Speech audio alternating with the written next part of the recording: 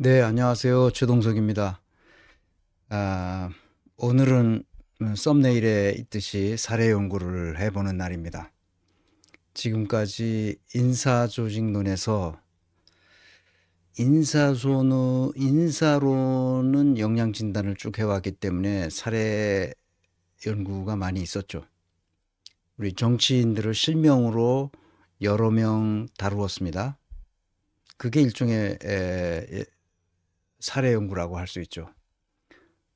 근데 이론이 현실에서 어떻게 활용되고 그 결과의 신뢰성과 타당성에 대해서 논의할 수 있는 수준이 되려면 그 사례 연구가 필요하죠. 경영학에선 특히 사례 연구가 굉장히 중요합니다. 물론 다른 사회과학에서도 사례 연구가 있죠. 근데 사례 연구를 우습게 하는 사람들이 많이 있어요. 그게 무슨 학문적인 엄밀성이 없지 않냐, 뭐 이래가지고. 그런데 엄밀성도 중요하지만 현실을 잘 이해하고 현실을 잘 골라내는 게 굉장히 중요하죠. 그래서 이런 케이스 스타디가 중요한 학문의 연구 방법론으로 설정돼 있고, 경영학에서는 이런 그 사례 연구를 통해서 여러 가지 새로운 개념들이 만들어지고 그렇습니다. 그래서 인사론에서 영양 진단을 위한 사례 연구는 그동안 여러 선생님들이 쭉 봐왔는데 조직론은 다루기가 쉽지 않습니다. 왜냐하면 그 조직을 분석해 봐야 되거든요. 그러면 현재 살아있는 조직을 분석해 봐야 하는데 그게 잘 나오지 않아서 그동안 사실 조직론 사례 연구를 못 했는데 이번에 이제 삼성전자가 인구에 회자되고 있어서 저도 이렇게 들여다보고 있었습니다. 언젠가 이걸 가지고 사례 연구를 해야 되겠다 이런 생각을 해왔었죠. 그런데 마침 지금 삼성전자가 5만 전자가 10만 전자 10년 전만 해도 초격차의 꿈, 초격차라는 게 뭐야 이게 따라올 수 없는 기술적인 뭐라 그러죠? 그 엣지를 딱 만들어서 선도하는 거죠 지금. 그러면 다른 업체들이 따라오는 건 뭐 2위, 3위하고 다 2위 밑에 있는 기업들이 다 합쳐도 1위 기업을 도저히 따라갈 수가 없거든요. 일본이 반도체에서 패망한 것은 삼성전자 때문입니다. 그런데 이제 삼성전자가 완전히 이제 그 초격자의 꿈이 무너지면서 10만 전자의 꿈을 꾸다가 이젠 5만 전자가 됐는데 오늘 보니까 5만 전자도 안 될 것 같습니다. 큰일이죠. 자, 시작해 보겠습니다. 어쩌다 이렇게 되냐, 삼성전자가. 이제 이거를 알아야 우리가 삼성전자가 왜 이렇게 됐는지 조직을 분석할 수 있게 되죠. 뭔가를 분석하려면 먼저 그 이론을 가지고 있어야 됩니다.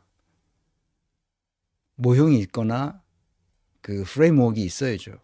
그 모형이나 프레임워크는 이론입니다. 그 이론을 가지고 있을 때만 분석할 수 있죠. 그래서 제 강의 시리즈는 그때그때 나타나는 사회적 현상에 대한 역사적 기록이기도 해서 오늘 제가 신문을 보다가 대학 교수들의 시국 선언이 경희대에서 있었습니다. 제가 쭉 읽어봤는데 아주 독특하게 잘 썼더라고요. 그래서 한겨레 신문에 그 전문이 나와 있습니다. 재미있는데 여러분들이 혹시 관심 있으시면 경희대 시국 선언문을 한번 읽어보시면 좋겠습니다. 저는 짧게 소개하는 걸로 끝나겠습니다. 나는 부끄럽게 살고 있다. 나는 폐허 속을 부끄럽게 살고 있다. 이렇게 시작합니다. 제목은 이렇습니다. 인간의 이 시국 선언문의 인간의 그 시국 선언문 제목이 인간의 존엄과 민주주의 가치를 훼손하는 윤석열 대통령은 즉각 퇴진하라. 그러면서 나는 폐허 속을 부끄럽게 살고 있다. 나는 매일 뉴스로 전쟁과 죽음에 대해 보고 듣고 있다. 그리고 이제 내가 그 전쟁에 연루되려고 하고 있다.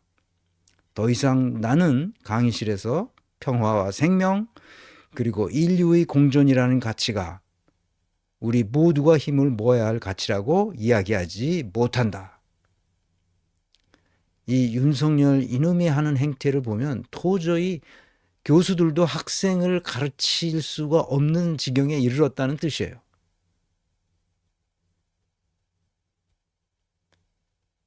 (200 몇십 명이 참가했습니다. 경희대가 지금까지 시국선언한 대학 중에서 가장 많은 교수들이 참여한 것 같습니다.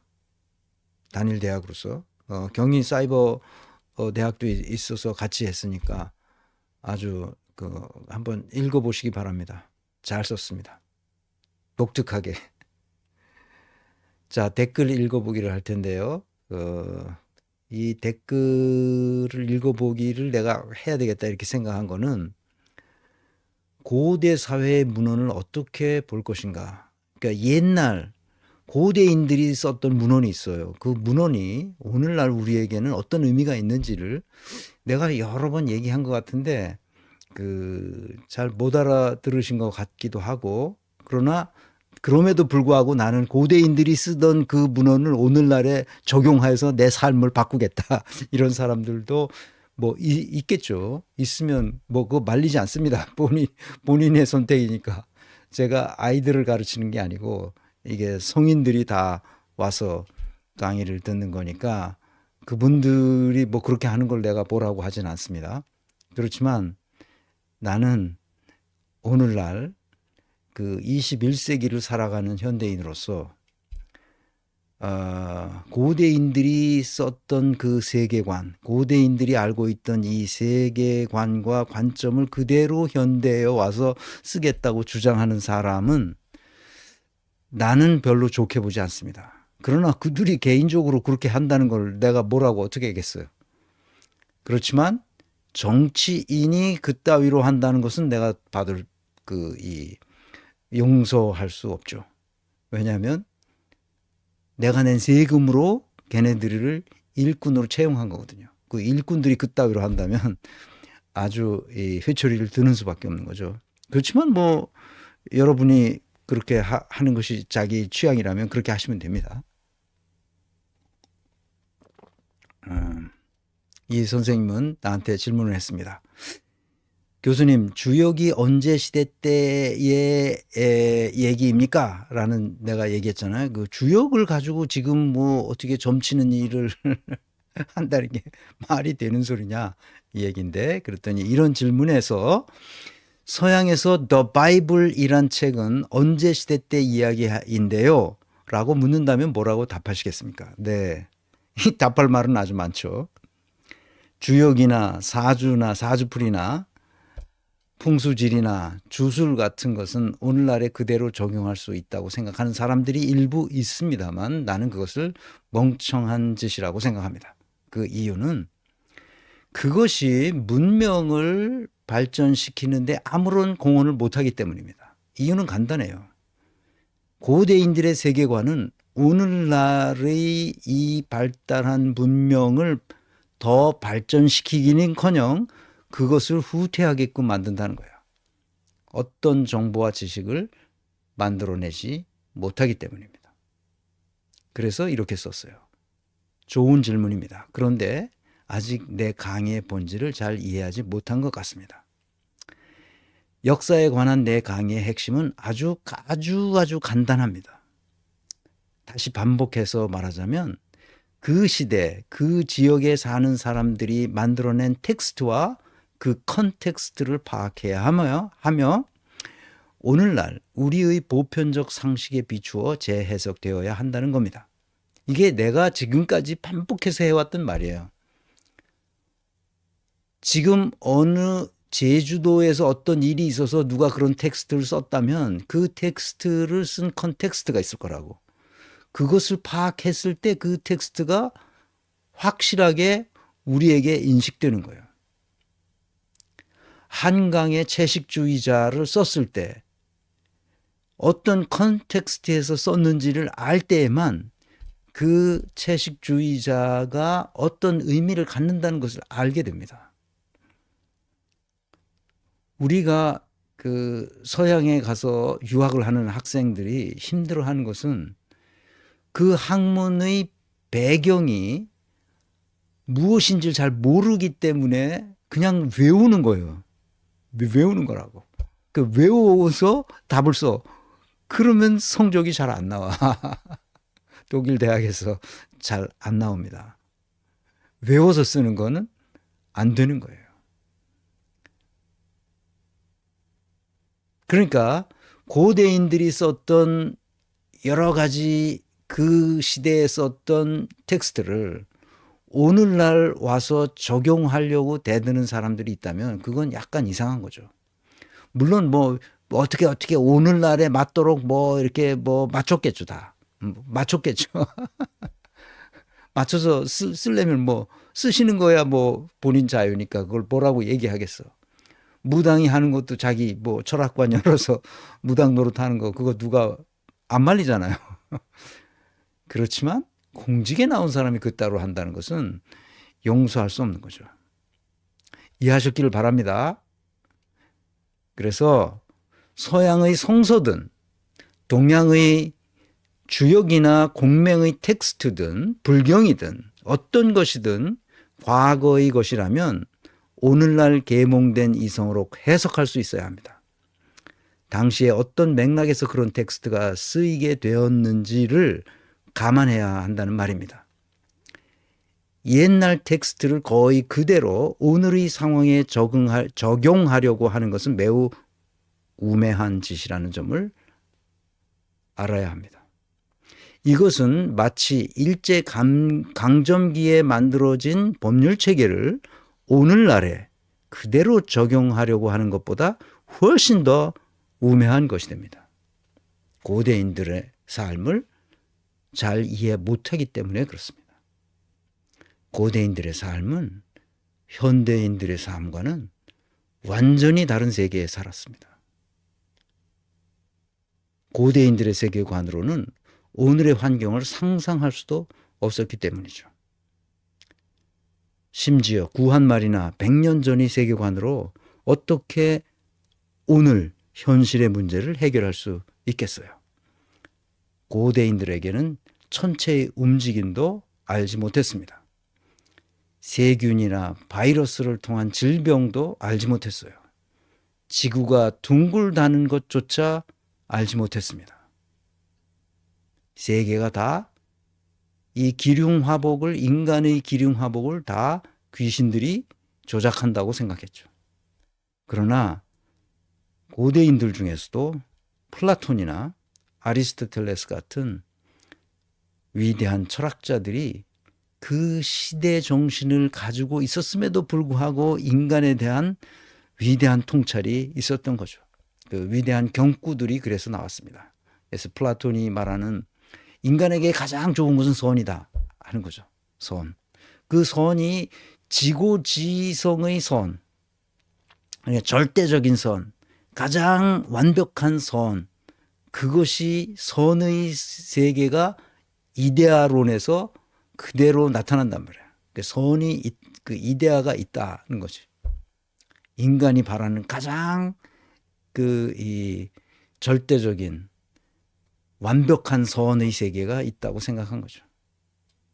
그래서 인간에게 가장 필요한 것이 선이라고 말했던 그 경구, 그것이 오늘날에도 우리에게 주는 의미가 아주 크죠. 아리스토텔레스도 아주 유명한 말을 했잖아요. 인간은 사회적 동물이다. 이거야말로 정말 위대한 경구죠. 인간은 관계를 떠나서는 존재할 수 없는 그런 버려진 인간으로 살 수 없는, 우리가 같이 무리지어서 뭔가 협력하고 공감하고 대화하고 그런 동물이라는 거야. 독특한 동물이죠. 이런 경구는 고대인들이 말했다 하더라도 인류가 남아있는 한 영원한 가르침이 될 것입니다. 따라서 우리에게는 역사를 공부하는 것이 그만큼 중요합니다. 내가 문명의 길, 문명사에 대해서 말하는 것도 그것 때문입니다. 오늘날 대부분의 기독교 목사나 신부들이 고대 시대에 쓰인 성서의 각종 텍스트를 오늘의 시각에서 해석할 능력을 갖추지 못했습니다. 때문에 나는 오늘날 기독교가 고대인들이 가르쳤던 샤머니즘에 빠져버렸다는 점을 누누이 강조해 왔습니다. 그래서 역사학, 특히 문명사를 공부하는 것이 그렇게 중요합니다. 나는 역사학자가 아니라서 감히 문명사에 대해서 말할 수 있는 자격을 갖추지 못했습니다. 지금 나 혼자 공부한 거죠. 이게 중요하다는 것을 깨닫고.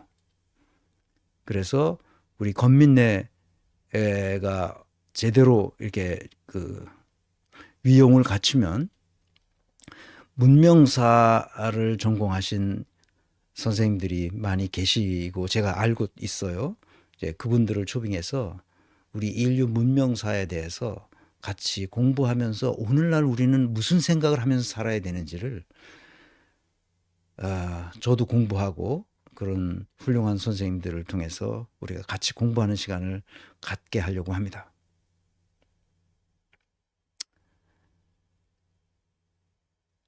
꼭 고대 사회의 문헌을 어떻게 볼 것인가에 대한 내 견해를 잘못 이해하시지 않도록 부탁합니다.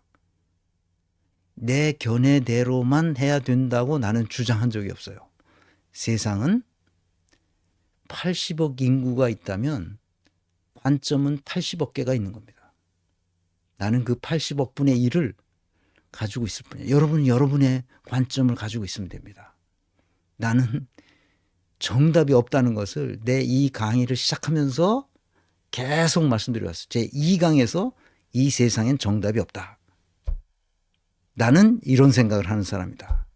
이 생각이 필요하다고 생각해서 나는 이 강의를 시작한다. 이랬습니다. 그러니까 내 견해와 다른 사람은 얼마든지 있을 수 있어요. 그런데 내 견해가 잘못됐다고 생각하시는 분들은 자기의 견해를 쓰면 돼요. 그러면 내가 시간 날 때 댓글을 읽어봅니다. 나는 정치하는 사람도 아니고 어떤 사회생활을 하는 직업을 가진 사람이 아니에요. 내가 이걸 의무적으로 해야 할 공직자는 더군다나 아닙니다. 그러니까 댓글 쓸 때 항상 조심해서 써야 돼요. 서로 대화하고 토론하는 그 모드로 써야 됩니다. 그렇지 않으면 제가 차단합니다. 다른 견해가 있을 수 있어요.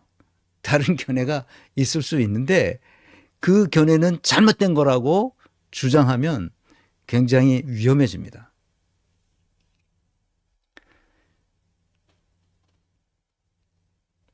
대화의 모드, 토론의 모드가 돼야 됩니다. 그리고 이런 거를 하려면 내가 처음에 챗 GPT를 써보고 이거 이렇게 환각적으로 만들어내서 이거 어떻게 해? 이거 사실이 아닌 걸 막 그럴듯하게 지어내는구나 이놈들이 이렇게 생각을 했거든요. 근데 요즘 써보면 굉장히 괜찮아요. 쓸만합니다. 그리고 좀 조심해야 되죠. 내가 뭐 알고 싶으면 독일 것도 뭐 찾아내라 그러면 출처를 쫙 찾아냅니다. 그래서 그 소스를 찾아 들어가서 볼 수 있게 돼 있어요. 아주 예전에 그렇게 내 손가락 이 손가락이 아플 정도로 그렇게 찾을 필요가 없게 됐습니다. 이게 순식간에 그렇게 된 거예요.